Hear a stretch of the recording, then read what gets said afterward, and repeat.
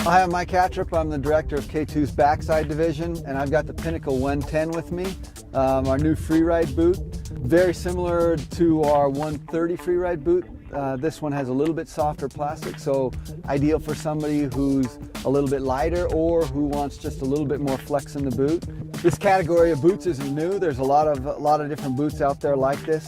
One of the things that allows us to build a boot that I think is a level of performance higher than most of what's out there is that we don't rivet the spine, which allows us to build a touring boot that has much better walk mode and superior fore-aft stiffness. And the way we do that is, just like everybody almost, we cut a big V in the lower shell. So what that does is allow the boot to articulate fore and aft.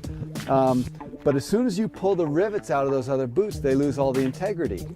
Now you have nothing connecting that upper cuff to the lower shell. And so you lose energy transmission, number one. And number two, you lose a lot of flex. That boot becomes very soft.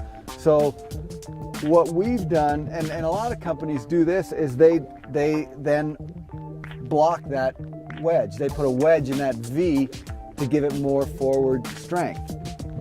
But when you do that, you lose a lot of the forward articulation in that boot, which means, yeah, it skis well, but now it doesn't tour very well.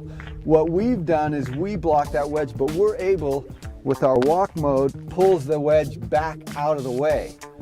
So what that does is, in tour mode, that wedge is pulled out of the V so you get full range of motion.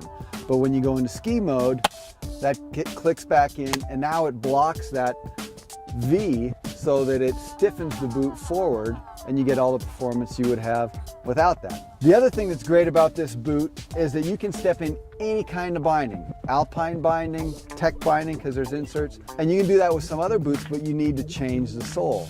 And when you have pods, you have two things with that boot. You lose a little bit of the integrity, so you don't have quite as good hard snow performance. And two, you have to swap them out back and forth every time you want to change.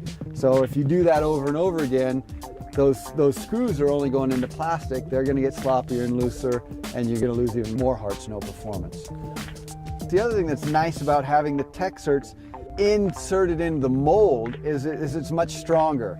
If you have them in the pod, you risk ripping that pod off, but these are put into the mold. There's a plate that comes on top of it and screws on the bottom, so it's sandwiched between those and really solid. This boot also has a lug sole, so when you're walking around on rock or ice, it's much more secure than a regular alpine boot sole.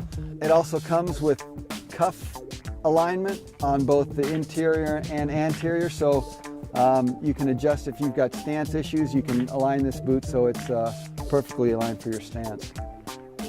So the Pinnacle 110 also comes with a unique liner. It's a blend of Intuition in the lower area and regular foam on the top. And what that does is it gives you the customization down low where you need it, but better support and strength in the upper shaft of the leg.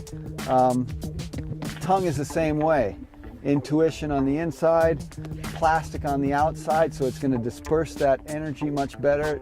It really helps eliminate shin bite.